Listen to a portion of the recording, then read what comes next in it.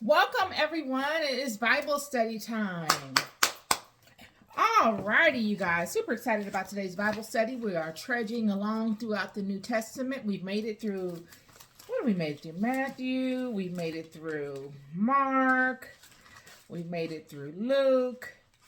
And now we are in the book of John today. Yes. Super excited about speaking to the book of John today. And we will be reading from the book of John, chapter 1, verse 1 through 24. Okay? And then we will go in from there. Let's invoke the Spirit of God to assist me in the discerning of God's word. And we will begin.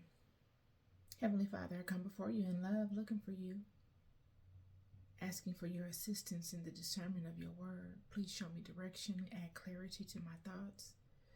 Use me as your vessel today to convey your truth to the children. Lessen me and magnify you. In love, I come before you, giving you thanks and honor for all that you are, all that you have been, and all that you will always be. I love you so deeply and dearly. And in God's name I pray, amen. All right, y'all, let's get it going.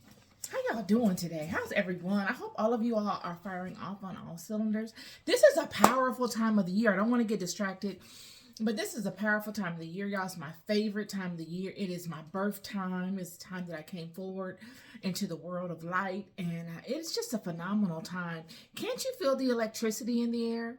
The crispness of the air, the electricity, the sharpness of things, just the crispness and the clarity in the air. I feel it, and I'm so thankful. I'm always thankful at this time of the year. Always thankful in general, but mostly at this time because it just brings a spirit of newness with it. All right, so let's just get to it. We will read from chapter 1, verse 1. We're going to read from verse 1 through verse 24. Here we go. In the beginning was the Word, and the Word was with God, and the Word was God. The same was in the beginning with God. All things were made by him, and without him was not anything made that was made. In him was life, and the life was the light of men. And the light shineth in the darkness, and the darkness comprehended it not. There was a man sent from God whose name was John. The same came for a witness, to bear witness of the light, that all men through him might believe.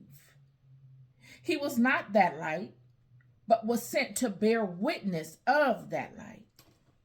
That was the true light, which lighteth every man that cometh into the world. He was in the world, and the world was made by him, and the world knew him not. He came into his own, and his own received him not.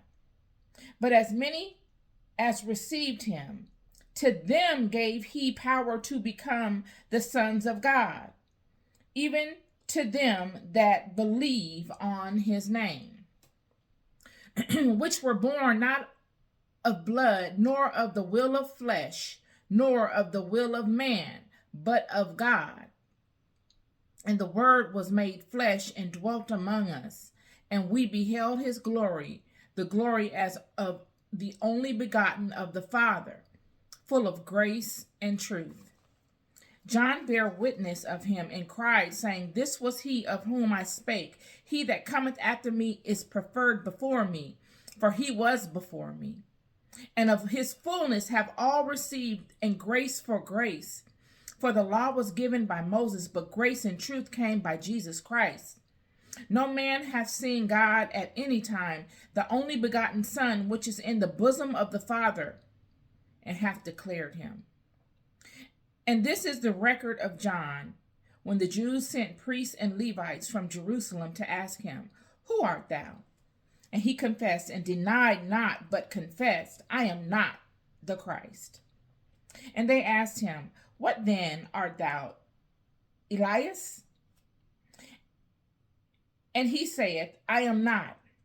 Art thou that prophet? And he answered, No. Then said they unto him, Who art thou?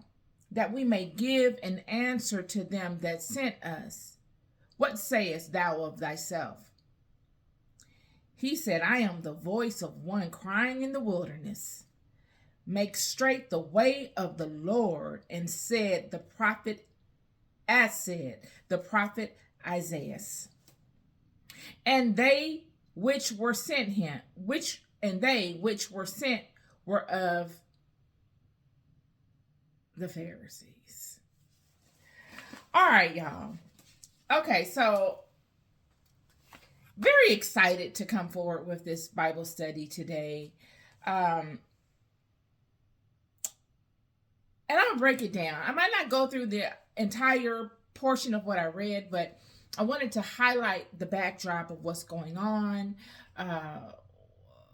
who the Bible says John is, and what is going on amongst the Pharisees, okay? We're in a place right now, we've gone through Matthew, Mark, and Luke, yet we're still in Matthew in a way, okay? Because all of these books kind of are condensed versions of what has already happened, what's already transpired in the book of Matthew. They're just going into greater detail of it. As these books are laid out and presented, there are different renditions of the same story, okay? So we have not gone any further than the crucifixion of Jesus. We are still pretty much at that place, or in this instance, we are at the place before this, okay? We're now going into the character details. We're going into who these people were. And as this particular book relates, we're going into who John is. We already came out of Matthew when Jesus was baptized by John. They didn't really speak to a great deal of that in Matthew. But as I said, the New Testament has a lot of Roman influence to it, okay? So you must understand the mindset. These are the Gentiles. These are people that are not of the house. So they don't abide by the house rules, and they don't understand or understand the, I don't even know if you want to call it theology, because it wasn't called theology then, but the goings on, the details of the goings on, amongst the children as much. So they have to, as would anyone that is not really familiar with the history or the story or the method of operation of the people, they have to break it down into different parts so that they can ingest it and get understanding from it, okay? So that's really what's going on. So let's go from the top. It says here, in the beginning was the Word, and the Word was with God, and the Word was God. Now, this is similar to what was said in Genesis, in the creation story, in the beginning of our Bible, when God spoke to the Word, and all that happened when God created the world. And so, this is very interesting. Because all these things tie in because they all lead back to the same place. All of it leads back to the same place. When you really begin to ponder this, all the players, all the themes, all the storylines lead back to the same place. In the beginning was the Word. What is the Word? I wrote a list of things down because I didn't want to leave anything out. And all of this are unique to me. I did not do a lot of study on this because I wanted to conjure my truth in speaking to this text without having someone else's truth contaminated. Right? Because I can go online and research stuff and look into stuff, and there's nothing wrong with that. I totally find that very beneficial for anyone in expanding their library of knowledge. But really what you find online or in books or wherever, you're looking at other people's perspectives. And I ingested the word and I just let it meditate within me. And I said, I want to see what spirit pulls for me on this, because this has been something that has been a hot topic for me for many years. Okay. So I did look up things like Rhema and Logos, and we'll get into that. But just to make sure I was in alignment with the status quo, for whatever reason, whatever justification I can get out of that. But in the beginning was the Word. And I wrote down, what is the Word? When you think of the Word, if you think of yourself in total darkness, no creations around you, just sitting in total darkness, with or without a body, but you're consciously there in darkness, what comes to mind when you think of the Word? Because it says, in the beginning was a Word. The beginning of all that is formed, before it even came into existence, because the Word is what birthed it. So the Word supersedes all material, all elemental. The Word is the beginning of everything.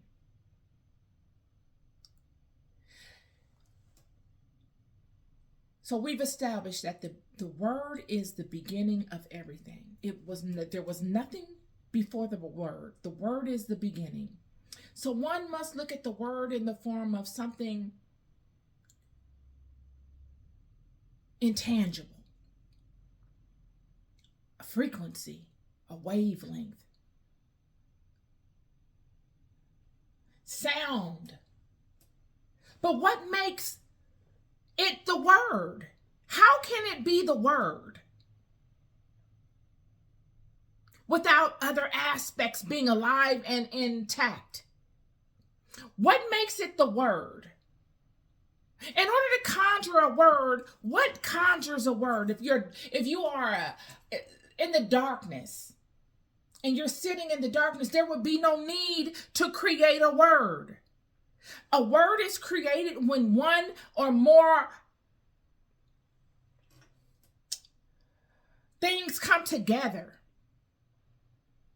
and they create an expression, and that expression is the word. I'm going to keep going with this. In the beginning was the Word. Sound that describes feeling. So it's fair to say that the Word is a compact packet. It's not just the Word. The Word is the name of a compact packet of things. It has to be. Because it takes more than one thing to create a word, a sound. You need consciousness. And feel it. Some sort of dynamic that invokes a feeling. And that gives birth to an expression. And that expression is the Word, friend. Consciousness, knowing that you even exist, that you're there, that you're a small dot in a vast sea of endless blackness. You can't see yourself. So you see yourself as what you see around you, if you can see. So the Word is consciousness. An aspect of the Word is consciousness. Another aspect of the Word is feeling.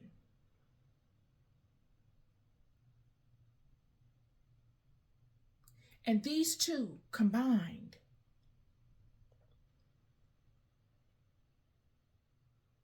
give birth to the Word. But there must be a catalyst. Wouldn't it need to be some sort of catalyst to provoke it? To provoke the expression? Because consciousness and feeling I guess could lead to a word. I'm gonna keep going with this. I don't know where you're taking me with this, Father, but I'm excited to see. I'm along for the ride. To emanate sound in the form of an expression is what I wrote. The word is to emanate sound in the form of an expression.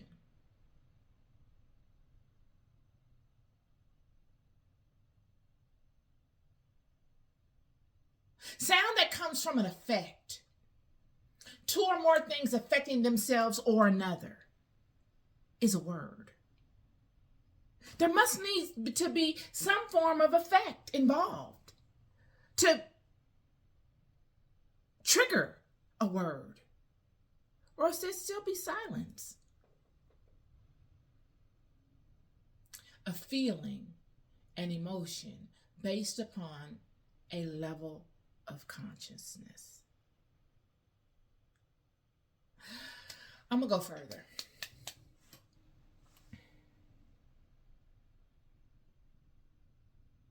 In the beginning was the Word, and the Word was with God. It was his constant companion. These are not bodily beings. These are energies. It came along with God. It is God's constant companion. God is constantly in possession of this. To be a God, you must. It is one of the criteria you must have that qualifies you as being a God, the Word.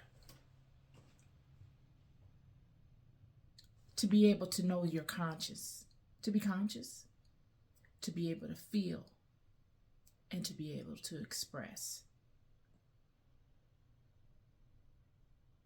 It says here, the Word was with God. And it took it a step further, and it said, the Word was God. It was with God so closely. God utilized this gift so much. It didn't say that there was anything else outside of it. It was God's only tool. All God had in the beginning was the Word, friend. But the Word is a packet. The Word is just not blah. What provoked that? What brought that on is the system. When you say the Word, you're talking about a system. You're talking about an entire system of things.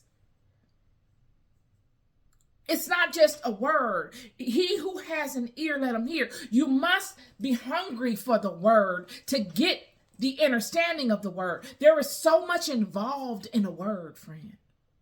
What is a word? After it's created, even now, all the words we use now, what are they? We just use them. We don't even know what we have. We are so accustomed to having these things that we don't even know what we have. A word is a system. A word is a tether. A word and a name, they're synonymous to one another. A word describes a thing. A name describes a thing. It gives a thing a title. To speak a word, you are contacting yourself to the essence of that thing you desire. It's a packet. In the beginning was the Word, and the Word was with God. It was his constant companion. It says in the beginning was the Word. The Word supersedes God.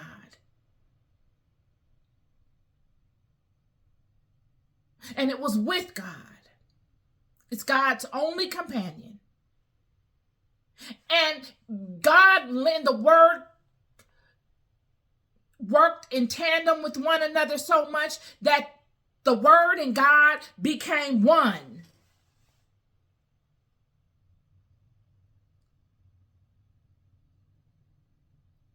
The same was in the beginning with God.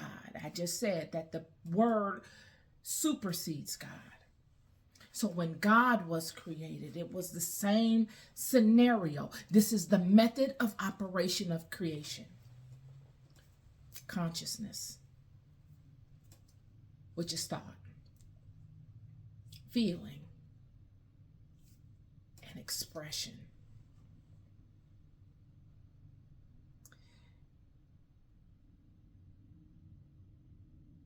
Verse 3, all things were made by him, and without him was not anything made that was made. All things were made by him. Who? The one that carries the word. The one whom the word and he are one. All things were created by this individual using the word, using thought, feeling, and giving birth to, which gives birth to expression. What is the expression? The creations that came from thought, knowing, and feeling.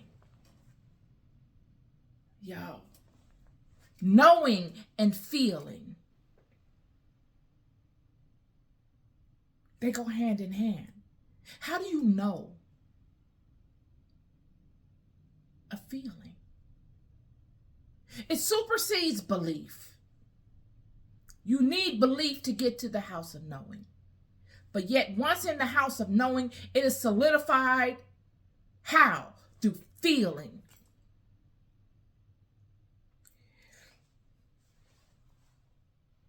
In him was life, and the life was the light of men.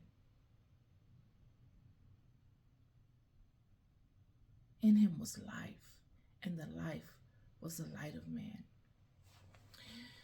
When you dissect what I just explained to you, it's very simple, yet it can be very complicated.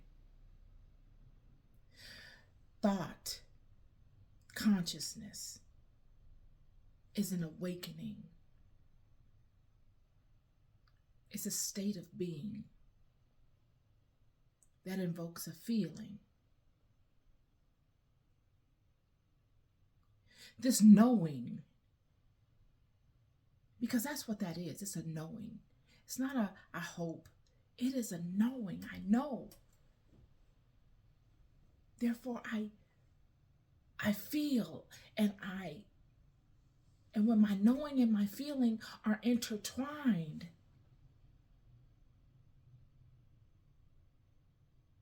I express. I express from the light of knowing and feeling.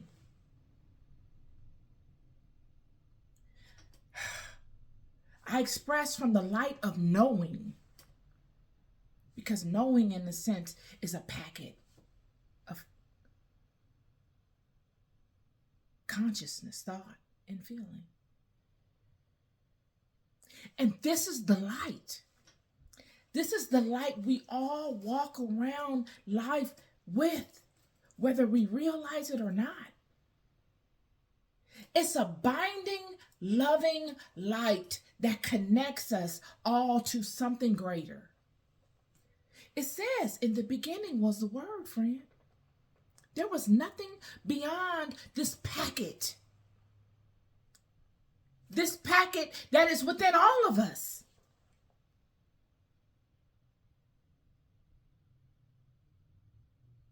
So all that emanates from this word must connect back to the main source, the creator that we all our expressions of.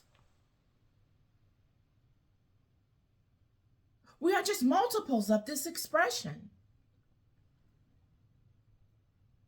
In him was life, and the life was the light of man. It is this light that creates gods. Gods don't create this light. This is the light that is the light of the world. When you look in the stars at night, it always humbles me. When I look in the stars, especially I've driven all across this country. I have a transportation company, and I've been in the most remote areas. I've had the privilege of seeing the night sky in the most remotest of areas in this country, and it just humbles me. When you're in the city, you don't see the light, the stars at night as brightly. But go out and then look up. It'll humble you, friend. The amount of stars and the beauty of them and how they are gathered in clusters and how they all emanate their lights. They're all in little, look like subdivisions and cul-de-sacs with one another, groupings. I myself have seen these cul-de-sacs and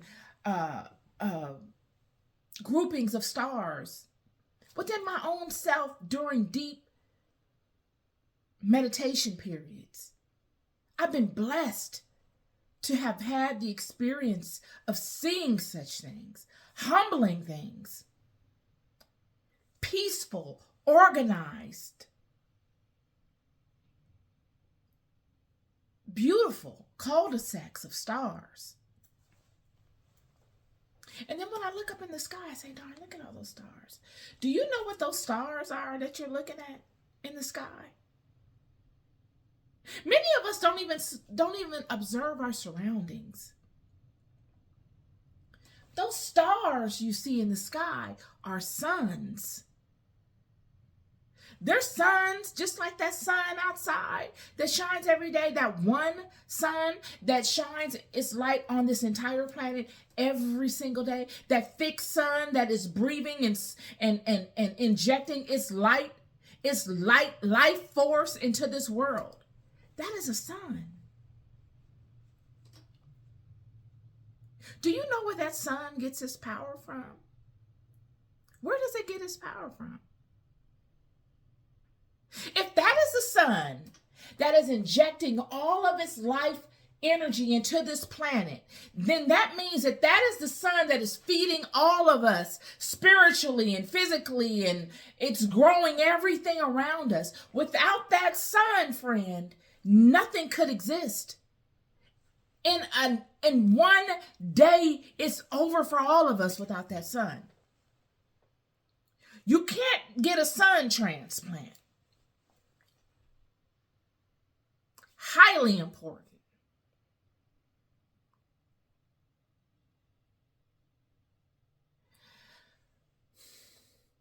Yet we don't pay attention to that. That's not important.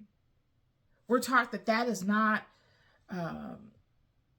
good to pay attention to. Yet it feeds everything in the world. Everything is dependent on it. And all of our energies, all that we receive is from it. It is said that all of us are small suns having an earthly experience, and that the light that is shining within all of us is a sun unto itself.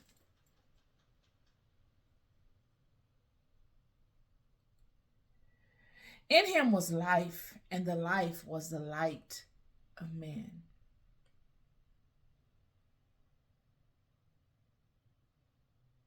And the light shineth in the darkness, and the darkness comprehended it not.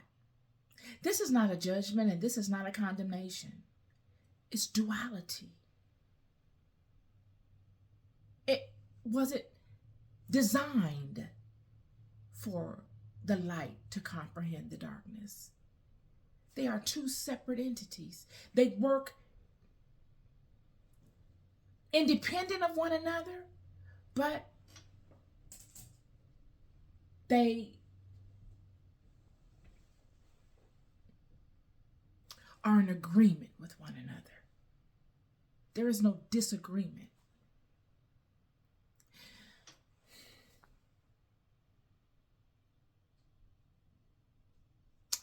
You're looking at fixed nature, opposites that promote each other because of contrast.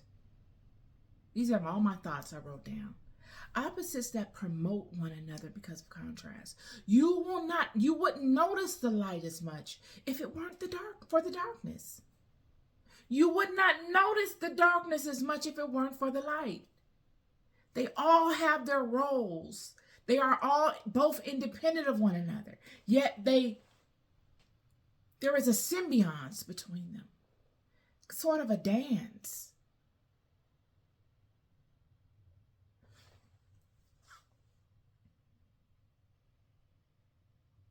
There was a man sent from God whose name was John, a messenger.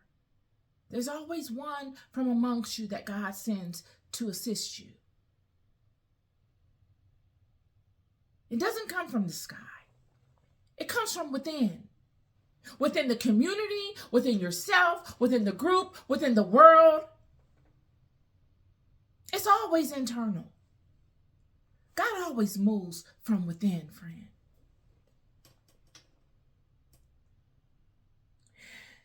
The same came for a witness, to bear witness of the light, that all men through him might believe. Now, many would say, oh, wow, God just chose John and we are supposed to pray to John. And no, that's not what the scripture says. It says, and the same came for a witness. He came forward to testify to something that he experienced, something that he came upon and found power and truth and knowledge in and goodness in. He came forward as a son of God activated in the world to bear witness to this light that is within all of us. All of us. No one is exempt that is a son of God from this stasis. This is continual. This is fixed. This is stable. It's consistent. It's a consistent theme throughout all of God's children, this light. That all men through him might believe. Through him how? Through him awakening them because they have been asleep. They have fallen into a slumber. They have forgotten. What has happened is, and I'll tell you again, the children have gotten enamored with the children have found out something. They found out that their attention is valuable. And so they started pimping their attention. And that's pretty much what it is. They started whoring out their attention to lesser gods to get things done quickly. Why? Because in order to be able to stand in the totality and the full power of this internal light that resides within all of us, you must have a level of dedication. You can't do any and everything. The way that we are set up, it prohibits us from behaving and doing and any of that the way that we want to. We must align ourselves properly to the system that way we were set up. We were set up in a righteous system. This goes to the integrity of the one that created us. We were set up righteously. So if the creator is corrupt, then the creator would not have created us righteously. And this is why many choose the back door way of getting things done and bowing to these lesser gods. Because they can still get their will done in the earth. It is not just premeditatively through their own light. They must barter their light off, whore it out to others in the form of attention and praise. And those that have the gift, certain gifts that we ourselves are not privy to, yet that we could ascend to if we did what was necessary in aligning ourselves. But we don't. So we're at the mercy of those that know. And they use our gifts for crumbs and give us crumbs on the table, off of their table that we've created for them. This is the gospel. John is coming forth, and it says here, and the same came for a witness. He came to testify. A witness is someone testifying. He came forth as a witness to bear witness of the light, to testify to you of the light that is within all of you, to remind you. And through him reminding you,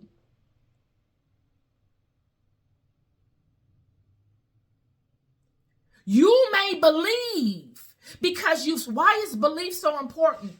Oh, you always talk about knowing, then why would it say belief? Because you were in total knowing in the beginning, yet you've fallen into ignorance, and now you're whoring out what is precious. So now John comes and he reminds you, he testifies as one amongst you that this can be done. This is what I've experienced. You need to tap in. Look at what I've done. Look at what I'm telling you. You can do also. And he's saying all these things to you so that you can believe, because you've fallen from a place of knowing. And when you fall from a place of knowing, as many of us have, it takes an upward ascent through belief to get back to knowing. I've said this over and over again, you guys. Knowing, you get to knowing through belief. You don't just know. You know through experiences, friend. You know through experiences. And a lot of times, getting through experiences, you got to believe. You got to have faith. Yet if you experience over and over again and you get a rhythm with a thing and having faith in it and experiencing it, you will get to the house of knowing.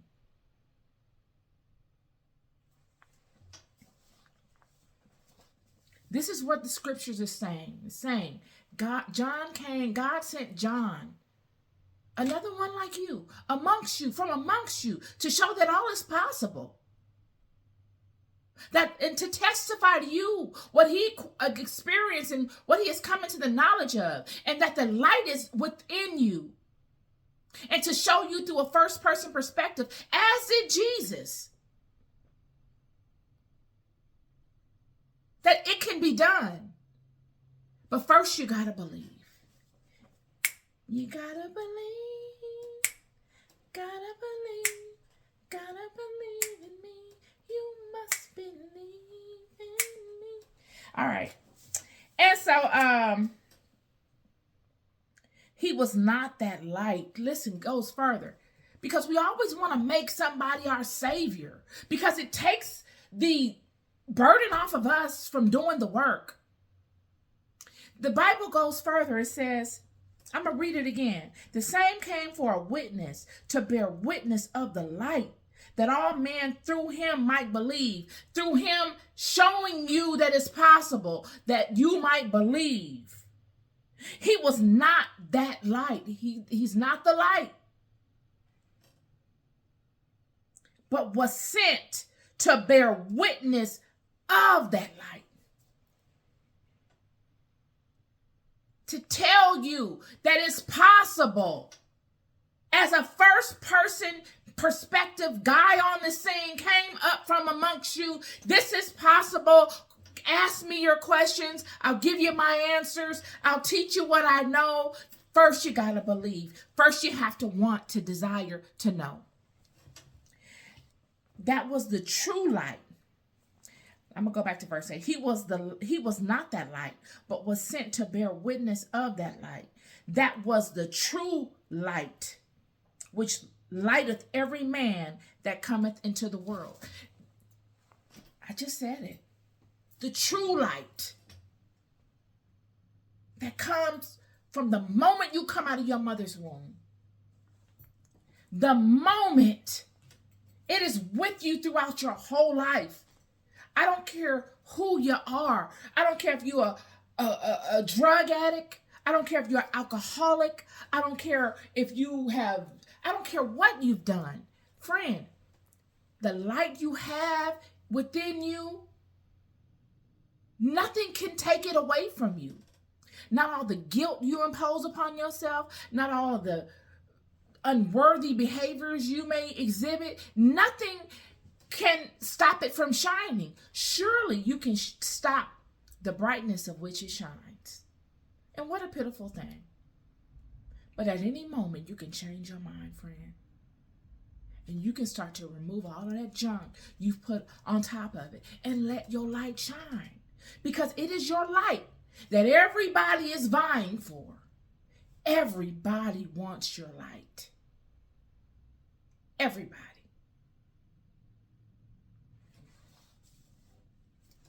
And the light is a thing where they can't steal it. Because what comes with stealing a light is a penalty they don't even want to fathom. Nothing in this world could offer you enough for that penalty. So they create systems for which you give it away because you don't know the value of it. And this is what John is speaking to. This is what the book is speaking to. He's coming forward telling you everything is within you. He's giving you he's taking you all the way back to the beginning so you understand how paramount this is. How powerful the light within you is. This is the light of the world that created the world. Follow me. That was the true light, which lighteth every man that cometh into the world. He was in the world, and the world was made by him, and the world knew him not. It goes back to what I'm saying. He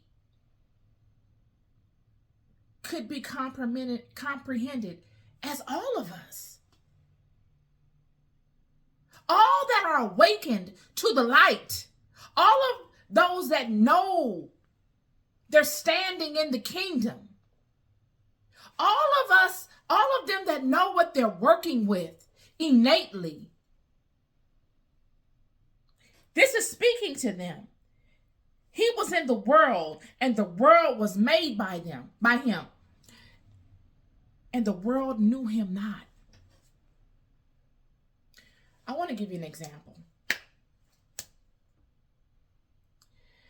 We're in 2024. Do you know how old this planet is? Do you? This place is old, friend. That's fair to say that the vine, our bloodlines, are extremely ancient at this point. There's a lot of power in the bloodlines right now, all across the planet. All those that have come before us, and even us that are here now, are partakers of the creation of this world. All of us are a representation of all of those people before us, of past times, all the way back to the beginning of time. Yet we are standing here now. And we are partaking of all of their creations while creating our own stuff now. This is this. He was in the world, and the world was made by him, and the world knew him not. We're in a state now, and have been for some time, where we are creating, because we're the creators of this world. Who else is creating but us? And we don't really even embrace the totality of what we're doing. Many of us don't even know we're creating half the time. We're just talking and doing and reacting. I'm the same way. At times, it'll get you like that. These monkeys that jump on your back in spirit, they do it for a reason. They do it to get you in them places because there's a bigger system going on. And a lot of times we're the puppets. We're the footmen needed to create, to produce. Yet most of us, a lot of us, do not know the light, the force of which resides within us. We are not aware of the power we have, nor its connection to everything around us.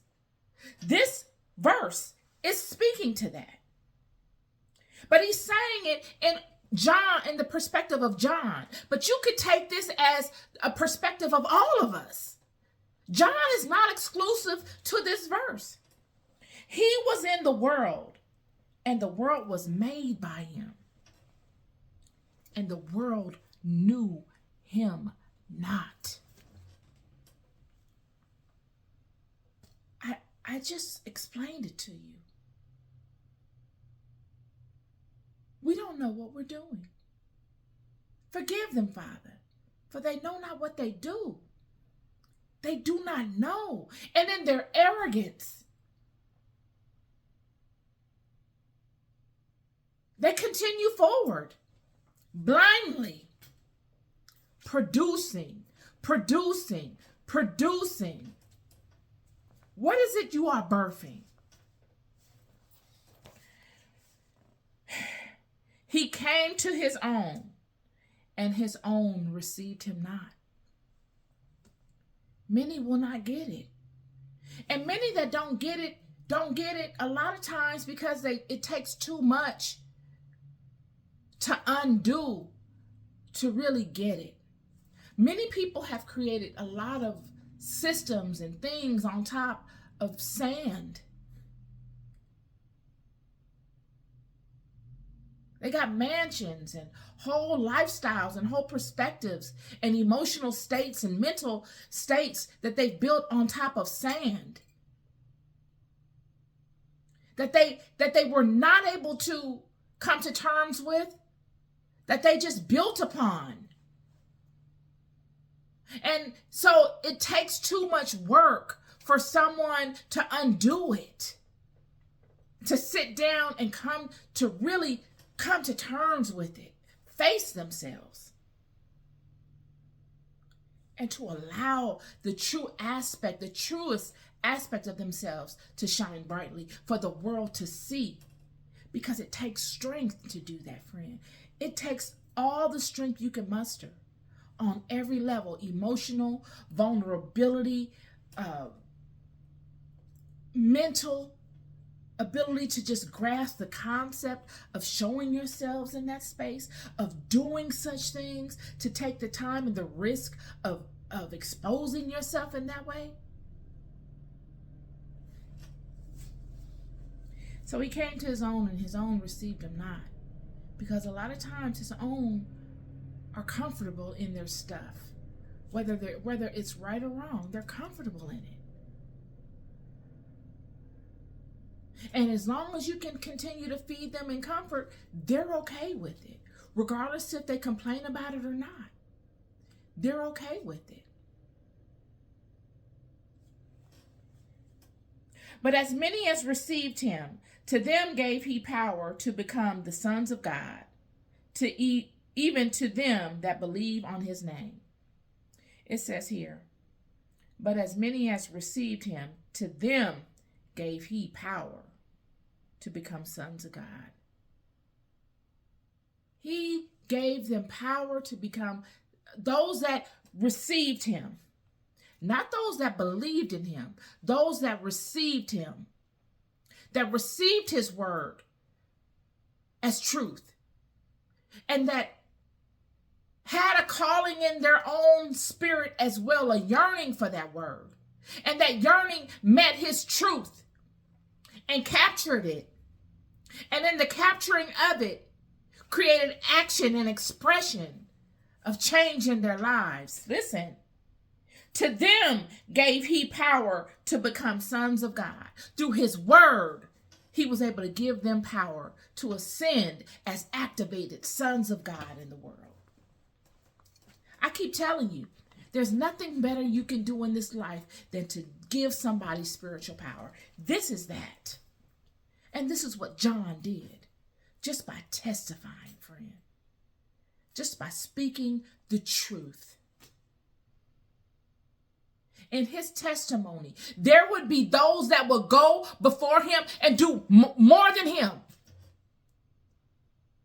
He was not jealous, envious, nor concerned. In all actuality, he welcomed it. He looked for it. He was excited for it. He was hopeful for it.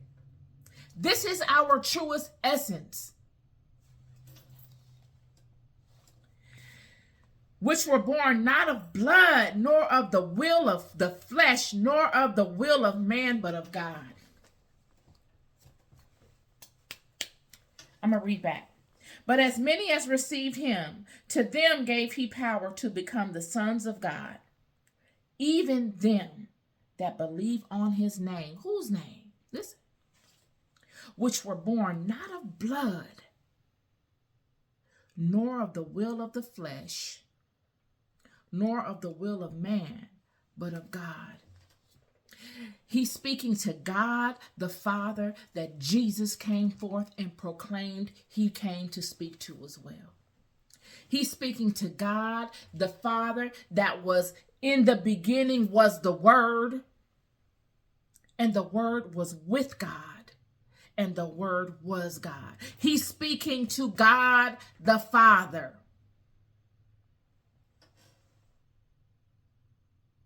Because we are at an end result here, friends.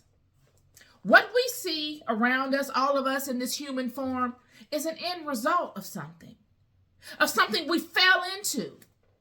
In the beginning, we were not in this fleshly coat. In the beginning, we were light. Just as it says here, in the beginning was the Word, and the Word was with God, and the Word was God. We were in light. And through the fall, we fell into this fleshly body. This is what the scripture is speaking to. It's our innate essence, who we are before this physical existence, and what we will become after this existence. This body is a temporary house. There is more than this. And the Bible speaks to it. Which were born not of blood, nor of the will of the flesh, nor of the will of man, but of God. Things that were born of the will of God, when it goes back to in the beginning was the Word, and the Word was with God, and the Word was God. The will of God, the righteous way, before the fall, and all of the burdens that came with falling into the physical life. All the burdens of staying in the middle, of the negatives and the positives, and focusing on the middle. Because when we're in this physical body, friend, we've got to stay balanced. We've got to balance the bad with the good. It can't be too much good or else we're out of balance. It can't be too much bad or we're out of balance. This is the trial of this physical life. These are the trials. This is what makes it so burdensome and so hard. It is said that those that come and manifest into this world take upon the hardest task. This is the hardest task, friend, in this life. So when we look around at each other and we judge each other for not doing this and not doing that, we're still doing well, because this is the hardest task. To manifest and make it through this life is hard, friend. It is the hardest task. Hardest. And it takes a lot to get here. You don't just default into this. As I've said many times, to even be born into the world of light is a triumph. We're all winners. All of us. And the Word was made flesh and dwelt among us, and we beheld his glory, and the glory as of the only begotten of the Father, full of grace and truth. He's speaking to Jesus. He's speaking to Jesus prior to Jesus even manifesting. Many knew the Messiah would come. These things were spoken from the beginning.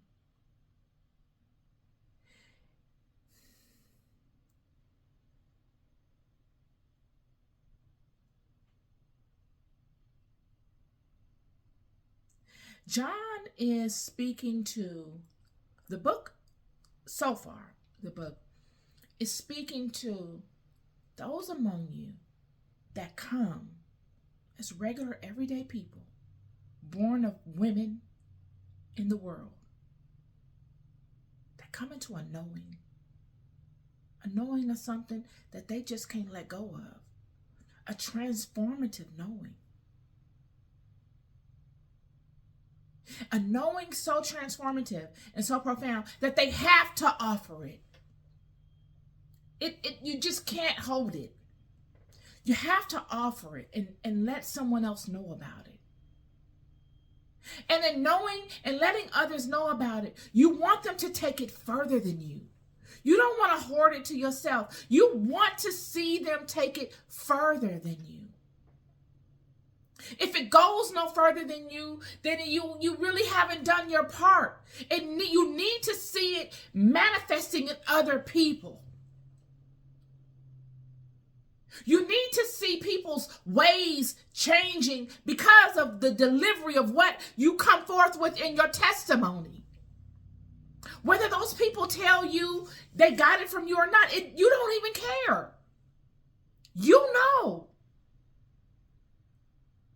They're looking for the one that can take it further, the one that can be more effective, the one that can be most effective with it. The Messiah. John bare witness of him and cried, saying, "This was he of whom I spake. He that cometh after me is preferred before me, for he was before me." He was the emanation of what we were in the beginning. This is not newness. This is a revisiting of the original way. Yet we haven't seen it.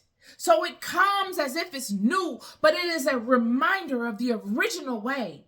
A man activated, God activated in the world as a man, standing in the totality of the decree that has been placed upon his head, that can honorably wear the crown upright and walk with integrity in the earth.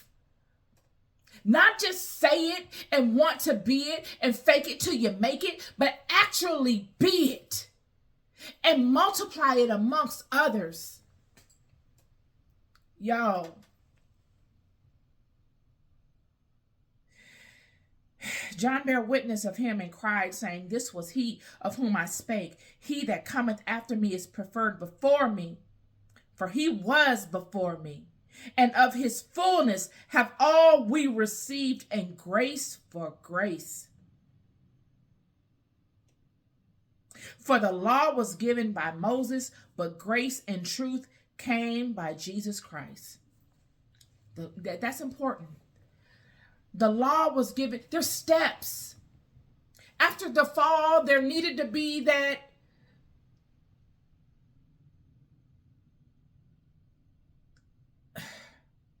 ascend. We had gotten to the 6 o'clock hour. God caused the flood. We did all that we needed to do, and we went through all the different trials we went through after the flood. And then God said, "Okay, they're ready. I'm going to give Moses a law to take to them." I'm sorry, not to take to them. Yeah, well, to take to them, Mount Sinai. But when you look at it, all these things are prepping the children. You must get it out of you. It doesn't happen overnight. It is a process. Moses came and established the law. The children wrestled with it, got in alignment with it, fell out of alignment with it, constantly wrestled with it, had enemies that wanted to actually partake of the covenant, couldn't, were jealous, caused hiccups, were afraid of the children, and rightfully so.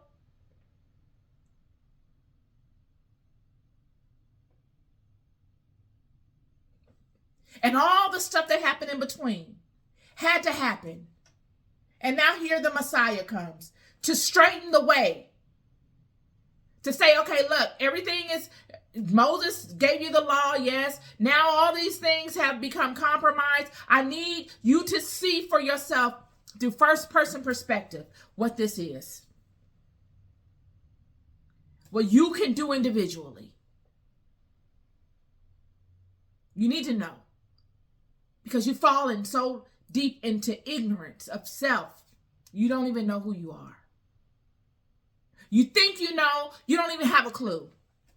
Even nowadays, many walk around here, they think they know, and my hat is off to you. I applaud you for thinking you know. And I think I know too, and I don't know half of what I need to know. I'm humble enough to say that. But all of us must be humble enough to say that as well. If we know something, imagine what more we don't know. When I look at Egypt, the place that Joseph established for the children, they were there 400 years out. Was it 400 or 600?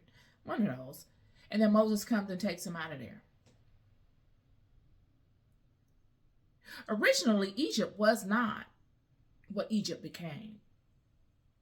But as with anything, friend, nothing is as it originally was. In its original state, even we were blessed and beloved and righteous and whole. We've fallen. Egypt fell as well.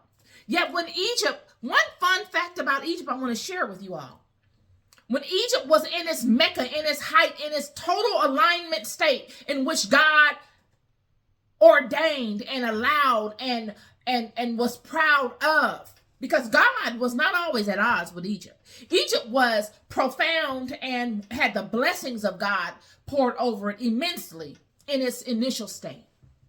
One thing I found about Egypt is that what you see all across Egypt, those pyramids and all of those sculptures and all of the precise architecture and all of the precision of mathematics and physics and chemistry and all the history of Egypt.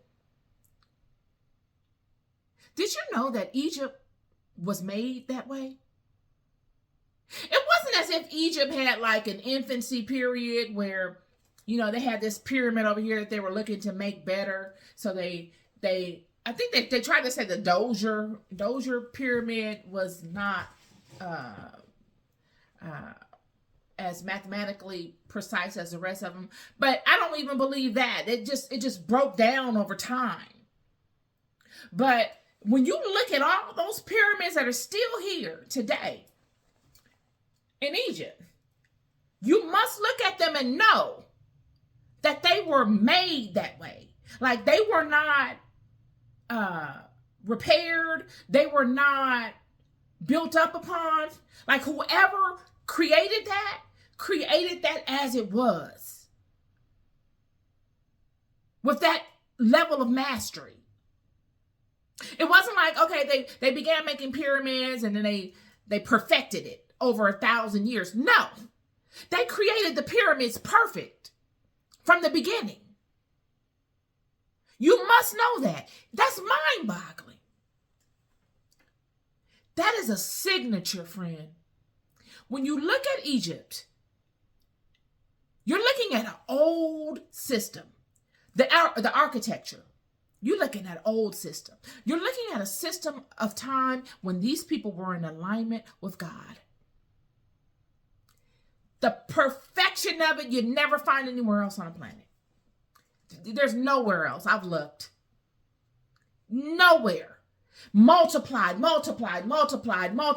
everywhere. That is someone that, you know how dog pee on I had some dogs come to my house. I had a dog party. And my dog didn't know what to do. He's like, where are these dogs coming from?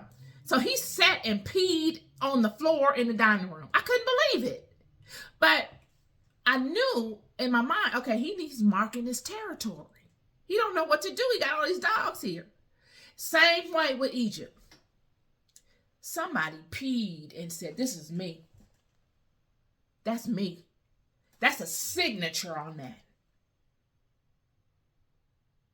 And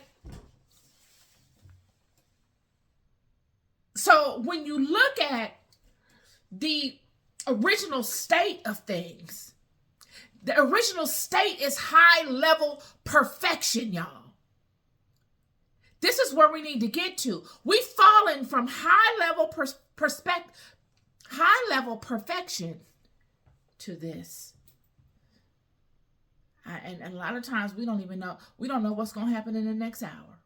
We can't forecast out that far.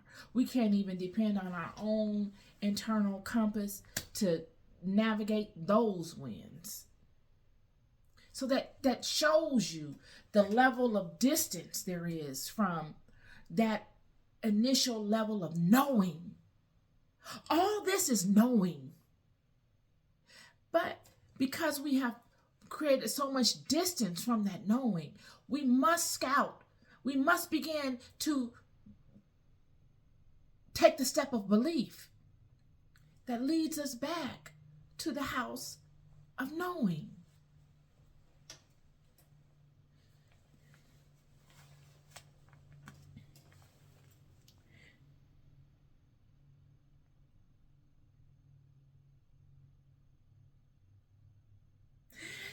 And, you know,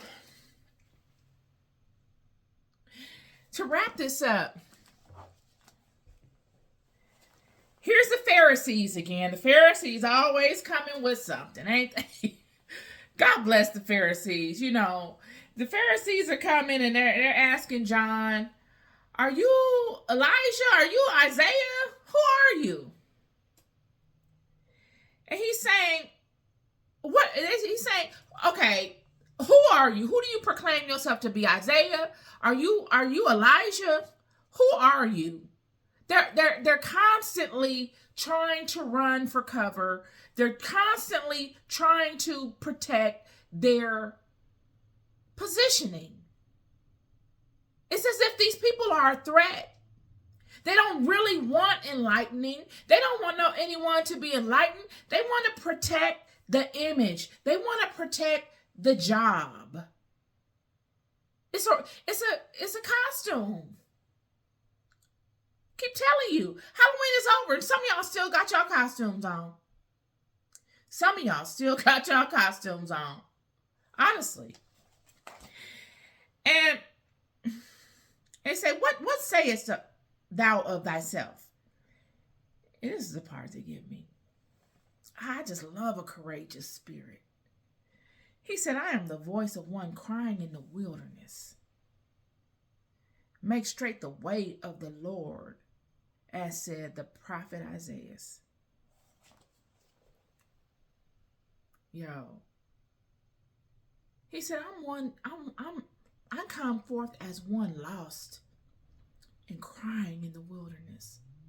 Crying and saying, admitting I'm lost. So that's the only time you start crying. In the wilderness. You admitted that you don't know what to do. I know I'm lost. And I know that there's something out there bigger than me that can help me.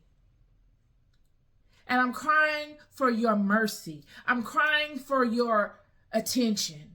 Help me. I release all control and I ask that you take the reins and you draw me back in. This is John. John said, I am the voice of one crying in the wilderness.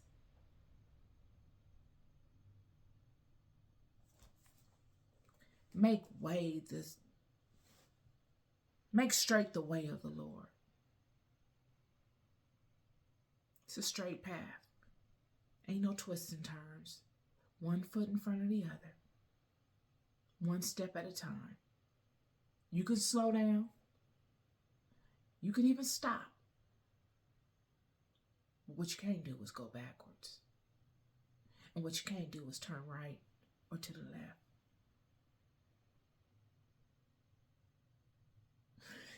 This is my Bible study today. I'm an hour in. Didn't mean to go so long. I love y'all so deeply. We're loved more than we'll ever know. I'll never stop telling you. Be good to yourselves and be good to each other. Peace and love to you.